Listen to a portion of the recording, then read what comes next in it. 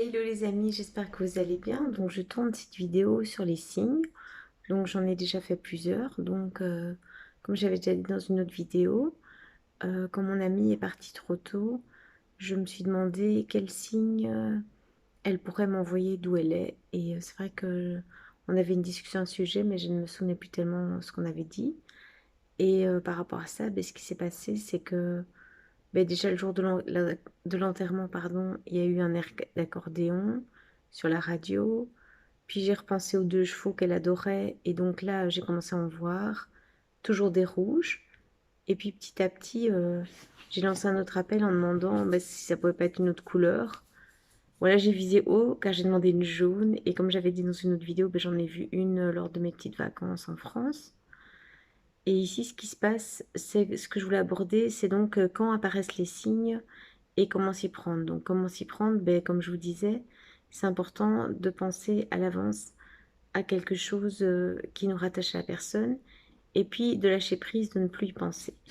Donc moi, pour ce cas-ci, c'était les deux chevaux. Et comment est-ce que ça apparaît? Ben, c'est toujours à des moments où je m'y attends pas. Donc par exemple, ici, ça s'est passé à un moment où je partais en vacances. Donc là, je ne pensais plus du tout aux signes, ni aux deux chevaux, etc. Donc là, ça peut être vraiment un moment où on n'a pas du tout ça en tête. Ou alors, ça peut être des moments de félicitations. Donc, par exemple, quand j'ai rendu service à quelqu'un ou quand j'ai fait plaisir à quelqu'un et je me suis fait plaisir aussi. Ou alors, c'était aussi un remerciement de la personne. Donc, par exemple, au retour de l'enterrement. Ça peut être aussi en prévision d'un événement plus difficile qui va se passer. Donc, comme pour atténuer la suite. Donc, c'est vraiment chaque fois des moments qui ont leur sens, quoi. Donc, c'est vraiment soit une félicitation, soit un remerciement, soit du baume au cœur, soit un petit clin d'œil. Et donc, c'est vrai que c'est vraiment systématique.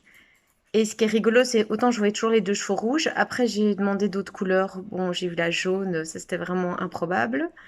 Et c'était surtout aussi sur un endroit improbable. Et puis là, à un moment, j'ai lâché prise sur les couleurs. Et va-t-il pas que hier, ben, en partant, pour faire plaisir à ma fille et me faire plaisir, je tombe sur une deux chevaux noir et bordeaux. Je dis, oh, c'est fou ça.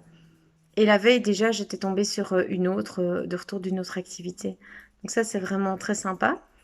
Parfois, les signes sont un peu plus cachés. Donc, par exemple, l'accordéon, ça peut être la radio qui change de fréquence, mais ça peut être aussi, par exemple, le SDF qui m'ont dit et qui avait son accordéon. Après, on m'a déjà dit des signes, on peut en voir partout. Mais je pense justement que c'est important de déterminer quels signes on a en lien avec la personne, ou alors de se laisser tout à fait surprendre et de voir ce qui apparaît. Et je pense que de toute façon, on sait quand c'est un signe, et il y a aussi tout ce qui est les synchronicités, donc c'est nous qui faisons le lien entre un événement extérieur qui a un écho avec notre intérieur, notre intériorité. Et donc dans ce domaine-là, c'est important de se faire confiance et en avoir conscience. Et voilà, et si nous, ça nous parle, c'est ce qui compte. C'est pas nécessaire d'essayer de convaincre tout le monde, surtout les personnes qui sont fermées à ça. Et je pense qu'on a tous nos signes, tous allez, nos révélations. Donc ça, c'est plus pour le comment du signe, le moment du signe, le pourquoi du signe. Ben, pour moi, ce sont des petits clins d'œil de la personne qui est partie. Ça peut être sa façon de continuer à vivre dans notre vie aussi, d'être présente.